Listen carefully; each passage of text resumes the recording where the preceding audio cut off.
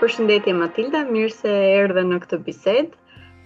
Kjo është një fushat në fakt që ne e kemi ndërmarrë me mbështetjen e Bashkimit Evropian dhe rrjetit të Reporting Diversity Network me qëllim që të informojmë të rinjt shqiptar me raste konkrete, jo për të hedhur poshtë mundësinë e migrimit, largimit dhe realizimit të potencialit jashtë Shqipërisë, por për t'i ofruar atyre mundësinë që të marrin vendimin në mënyrë të informuar dhe jo nga anekdota të ndryshme. Një komponent i rëndësishëm i projektit është edhe fakti që në fund të çdo interviste, si edhe pjesë e fushatës, ne do t'japim disa links, kemi bërë një kërkim dhe ka lidhje me informacione konkrete se si mund të shkojnë në shtete të caktuara apo në përgjithësi në Bashkimin Evropian dhe vende të tjera, në mënyrë të ligjshme, qoftë për mundësi punësimi me pasaportën shqiptare apo dhe për mundësi studimi, që të ulim riskun sa më shumë të migrimit jashtëligjshëm dhe të thyem këtë narrativin e përgjithshme që jashtë është gjithmonë më mirë.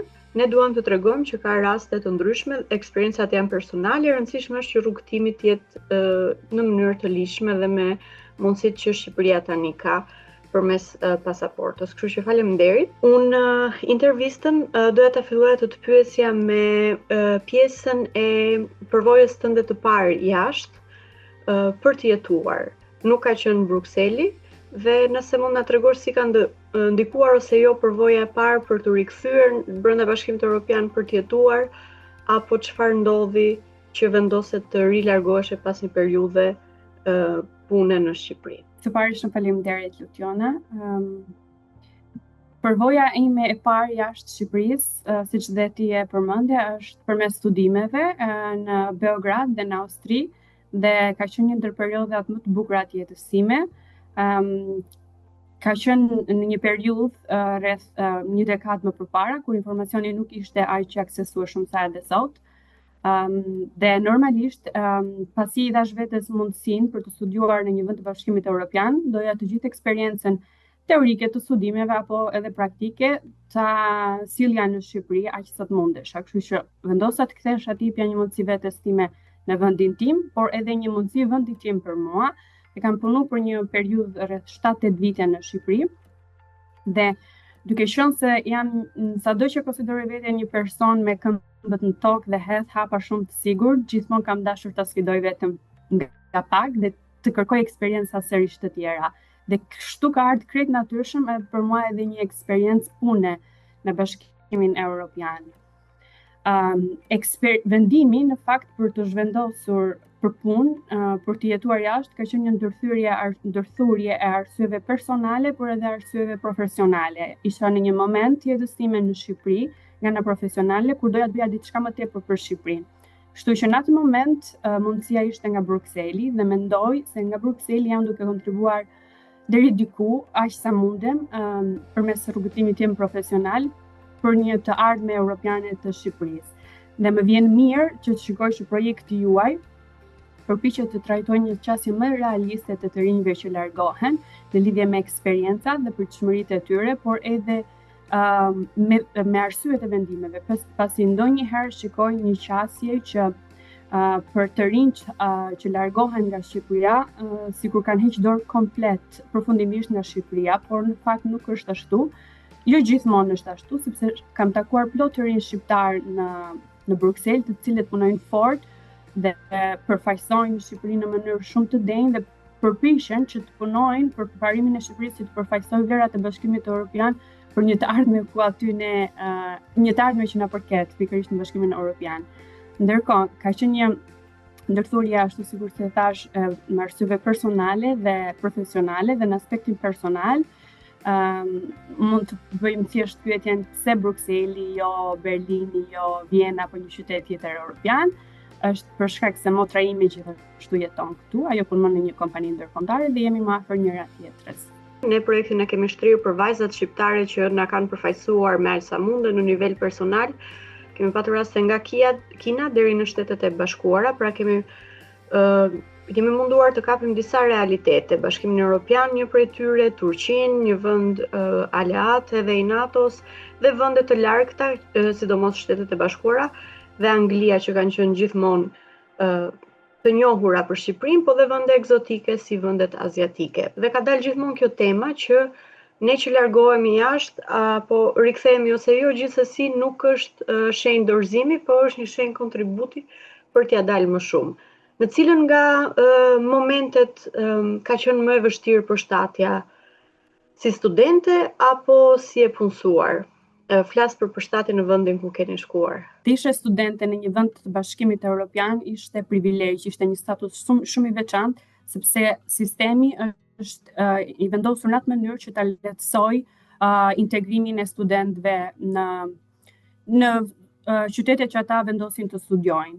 Është një jetë e re që ndërton, familjat mungon, miqësitë nuk janë më aq të lehta sa kur je student, kështu që për mua personalisht ka qenë periudha më e bukur e jetës time, ka qenë periudha studentore. A ke patur ndonjë rast diskriminimi si kur ke qenë studente në vendet ku ke studiuar, në rajon në Beograd apo dhe në Austri në Graz, ose edhe në Belgjik gjatë kohës që punon? Ka patur ndonjë moment diskriminimi për pjesën e të qenit vajzë, për pjesën e të qenit vajzë nga Shqipëria, apo ndonjë stres tjetër identiteti që ti mund t'jesh ndjerë, nëse ka patur raste? Patjetër që jam ndeshur me paragjykime dhe stereotipe në periudhën e studimeve, por tërësisht e mbaj mend si një periudhë shumë të bukur. Ndërkohë, do sjell një rast diskriminimi nga momenti i zhvendosjes në Bruksel. Diskriminimi nuk ka qenë në fakt sepse për shkak se isha shqiptare, por thjesht nga që isha e huaj.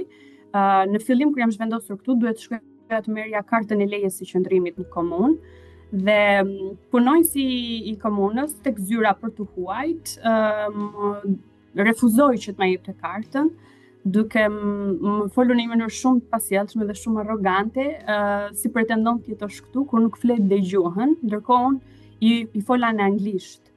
Dhe asnjëri nga gjuhët vendase nuk i dija në fillim sepse nuk është se më duheshin për punën, unë tani kam mësuar gjuhët, por ajo është një moment që më ndodhi shumë herët, nuk e prisja dhe nuk kam për të harruar asnjëherë. Po të kthehesh pas në kohë për të shmangur sadopak zhgënjimi nga momente të tilla që ndoshta janë të pashmangshme, cilat do të ishin disa këshilla praktike që mund të kesh për të rinë nga Shqipëria, vajza po edhe djem, pasi presioni për djem shqiptar unë e shoh që ndoshta është edhe pak më i lartë për të ikur, sidomos për të ikur për punë, për çfarë do lloj pune jashtë. Një këshill nga ana ime do ishte që të informohen mirë. Informacioni tani është më i aksesueshëm, të pyesin dhe sidomos të vendosen kontakt dhe me të rinjt dhe të rejat që kanë patur një eksperiencë të mbarshme studimore apo të punës jashtë Shqipërisë. Dhe një këshill tjetër, të paktën për mua personalisht ka qenë shumë e rëndësishme dhe vazhdon të jetë shumë e rëndësishme, është që nëse duan të largohen për një eksperiencë pune të përkohshme apo dhe të përhershme mbase për të jetuar përgjithmonë jashtë Shqipërisë, unë e shikoj si arsyen më të sigurt dhe më të drejtë që fillimisht të kërkojnë një mundësi punësimi dhe të sigurohen që institucioni ku ato duan të punojnë bën dokumentacionin e punës, sepse kjo pastaj do t'i lehtësonte të gjitha streset e zhvendosjes. Do të ishte më lehtë për integrimin e tyre në vendin ku ata synojnë të jetojnë. Nga përvoja jote ti e di shumë mirë që kjo nuk është gjithmonë e lehtë dhe mund të demoralizohesh, mund të dërgosh me mira aplikime, të vinë 10 intervista dhe pastaj për një periudhë ndoshta vetëm refuzime.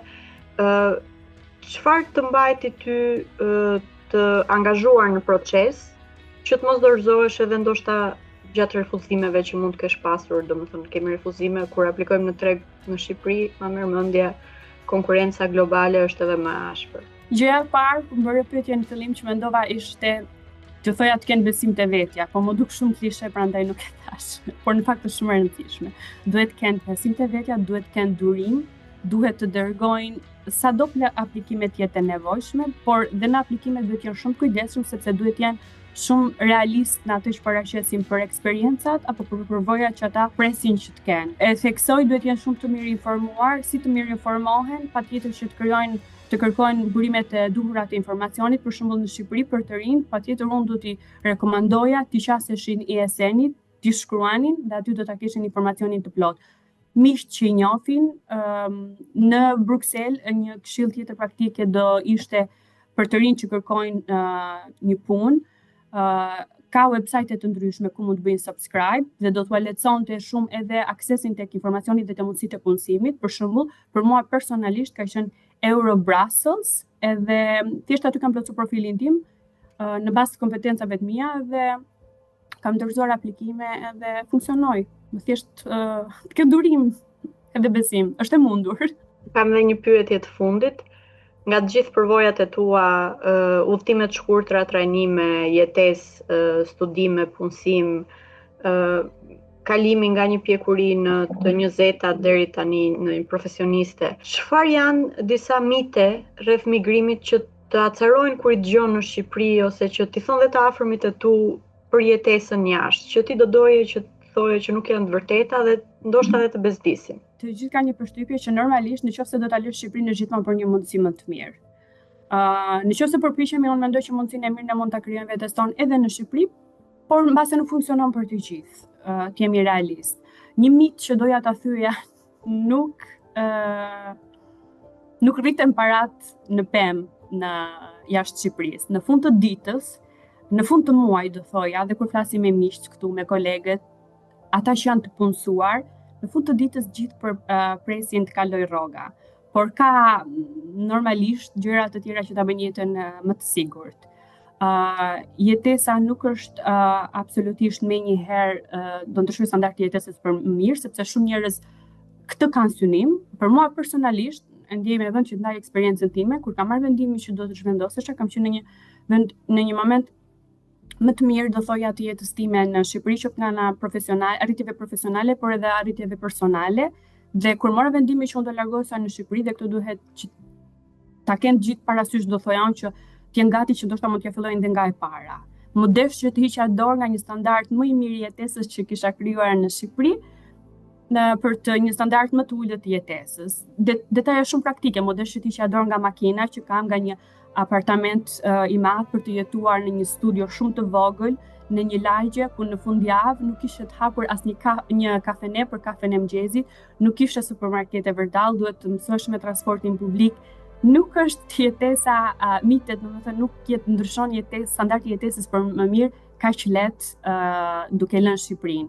Standardin e jetesës secili mund ta ndryshojë, mendoj unë personalisht, duke punuar fort, edhe uroj shumë që të gjithë jenë me fat, qoftë në Shqipëri apo jashtë Shqipërisë, kudo që ndjen veten më të lumtur. Shumë faleminderit. Nëse ke një mesazh të fundit që do ta ndash? Do t'i rekomandoja absolutisht të rinjt të provojnë një eksperiencë studimore, fillimisht jashtë, sepse eksperienca studimore do t'i ndihmojë më shumë për të kuptuar dhe veten e tyre a e përballojnë një jetesë jashtë Shqipërisë, sepse duhet të jesh edhe fort emocionalisht dhe psikologjikisht, sepse do të jetosh larg familjes, larg miqve.